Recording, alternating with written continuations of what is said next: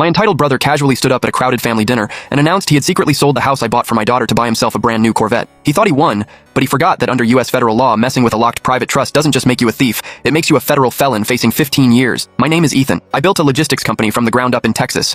My younger brother Derek was a lazy, entitled brat who thought my hard work belonged to him. Last year, I bought a luxury townhouse near campus for my daughter Chloe. To protect it from taxes and family drama, I registered it under a locked private asset trust, making Chloe the sole beneficiary. Because I used my parents' mailing address for the initial paperwork, Derek found the deed. Seeing the last name, this idiot assumed our dad had secretly bought it for him. Without checking a single law, he used a corrupt real estate buddy to forge my signature and push a shady cash sale to an offshore buyer. Before I tell you the absolute disaster that happened next at the dinner table, I want to ask you a question. If your own sibling stole your child's college house for a sports car, would you protect them? Or would you put them in handcuffs? Let me know in the comments, and hit that subscribe button right now, because this next twist is insane. Cut to last night. My mother's 60th birthday dinner at a high-end steakhouse. Uncles, aunts, everyone was there. Derek walks in, slams a shiny new key fob onto the table, and brags loudly, "Hey, Ethan, I sold that little house. Dad always liked me better anyway, so I upgraded it to a real man's ride. Sucks to be you." My family looked shocked, waiting for me to scream or flip the table, but I just smiled. In America, you don't fight with fists.